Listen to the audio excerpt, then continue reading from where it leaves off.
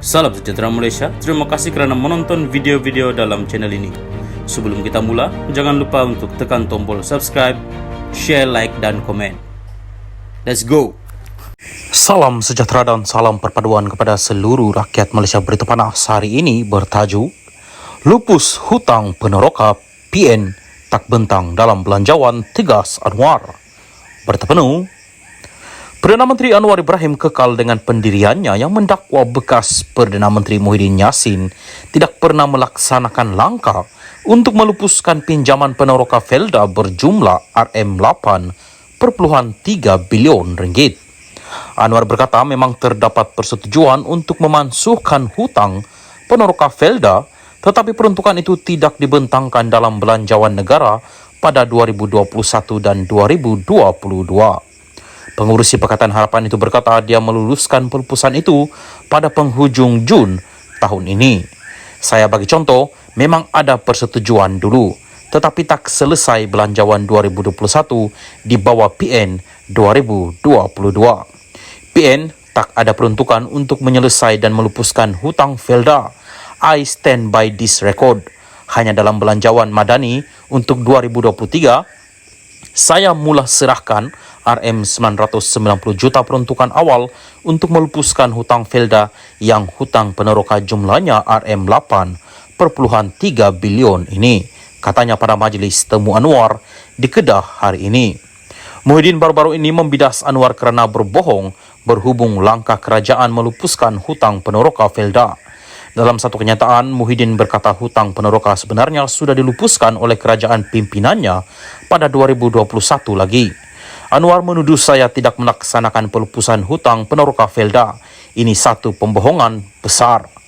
Pelupusan hutang peneroka Felda telah pun dilaksanakan ketika saya menjadi Perdana Menteri. Namun oleh kerana kekangan aliran tunai Felda, kerajaan PHBN tidak dapat melaksanakan pelupusan hutang peneroka secara berterusan, katanya. Muhyiddin yang juga Presiden Bersatu turut memetik kenyataan bekas pengurusi Felda Idris Jusso pada 24 Februari lalu bahawa pelupusan pinjaman peneroka Felda bernilai kira-kira RM8.3 bilion telah selesai dilaksanakan pada 2021. Kementerian Kewangan pada 28 Jun lalu mengumumkan telah perjanjian melibatkan jaminan kerajaan kepada Felda untuk menstruktur semula pinjaman agensi itu melalui terbitan sukuk dan kredit pusingan dalam usaha memulihkan kedudukan kewangan Felda.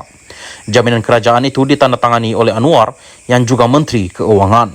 Kementerian itu berkata sebahagian besar daripada penstrukturan semula itu adalah untuk mengurangkan prinsipal hutang Felda dengan institusi keuangan sebanyak RM7.9 bilion ringgit.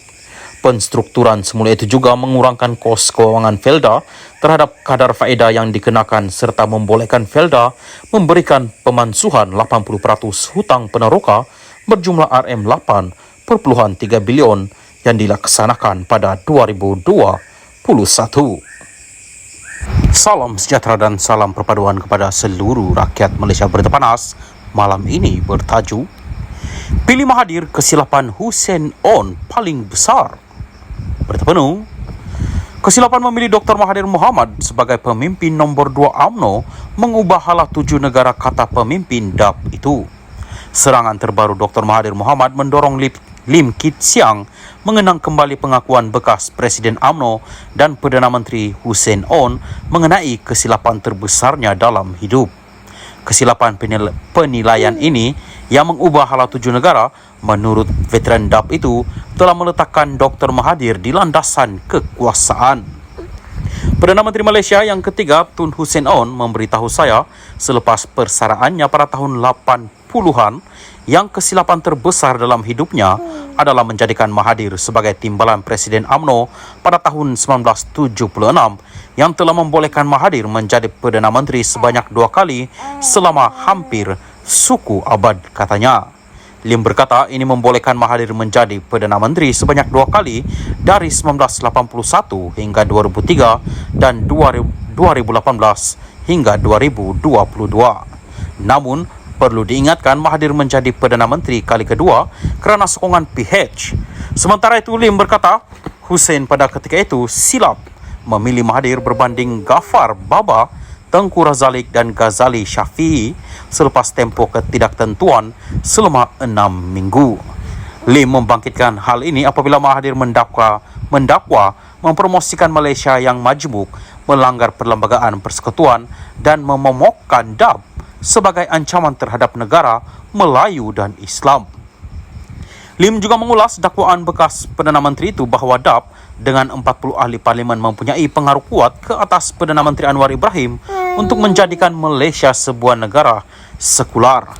Mahathir amat salah sama sekali.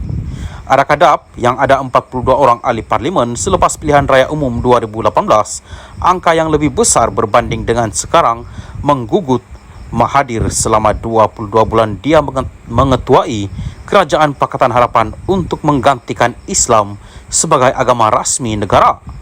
Semasa Mahathir bercakap di Perhimpunan Agung Pertubuhan Bangsa-Bangsa Bersatu pada bulan September 2018 dan berjanji untuk meratifikasikan perjanjian-perjanjian antarabangsa termasuklah Konvensyen Antarabangsa untuk penghapusan segala bentuk diskriminasi perkauman ICERD, DAP tidak tahu menahu apa-apa mengenai cadangan ini walaupun DAP kemudiannya dijadikan sasaran untuk dipersalahkan dan dituduh sebagai kononnya anti Melayu, anti Islam dan anti Raja, tambahnya pada satu kenyataan. Lim juga mengkritik Mahathir kerana seolah-olah jahil mengenai perlembagaan walaupun menjadi Perdana Menteri sebanyak 2 kali selama hampir suku abad. Perkara 3-1 menyatakan Islam ialah agama bagi persekutuan, tetapi agama-agama lain boleh diamalkan dengan aman dan damai di mana-mana bahagian persekutuan. Tidak ada apa-apa peruntukan untuk apa-apa agama rasmi dalam perlembagaan Malaysia. Tetapi persefahaman dan toleransi golongan bukan Islam di Malaysia terhadap Islam di Malaysia adalah dalam bentuk di mana semua rakyat Malaysia, sama ada Buddha, Hindu, Kristian, Sikh atau Tao, tidak mempunyai bantahan untuk Islam menjadi agama rasmi di Malaysia. Perkara yang sama juga terpakai kepada DAP, katanya lagi. Lim berkata dia gagal memahami bagaimana Mahathir boleh membuat kesimpulan bahawa mempromosikan Malaysia sebagai negara berbilang kaum itu bertentangan dengan perlembagaan. Adakah Mahathir mengatakan yang wawasan 2020 dan 9 cabaran strategiknya juga bertentangan dengan perlembagaan? 3 Perdana Menteri terawal negara, Tengku Abdul Rahman, Razak Hussain dan Hussein On berpegang dengan idea negara majmuk. Boleh lihat kepada perkara 43-2 perlembagaan yang tidak meletakkan identiti kaum untuk siapa yang boleh menjadi Perdana Menteri, sebaliknya mengatakan Perdana Menteri perlulah mempunyai sokongan majoriti ahli-ahli parlimen yang diundi rakyat jelasnya. Lim berkata walaupun tiada permusuhan antara kaum dan agama di Malaysia, ada pihak yang mahu mewujudkan perpecahan dengan pembohongan, kepalsuan, berita palsu dan ucapan kebencian dalam 6 pilihan raya negeri yang akan datang. Menjadi satu tragedi apabila dalam kalangan pihak ini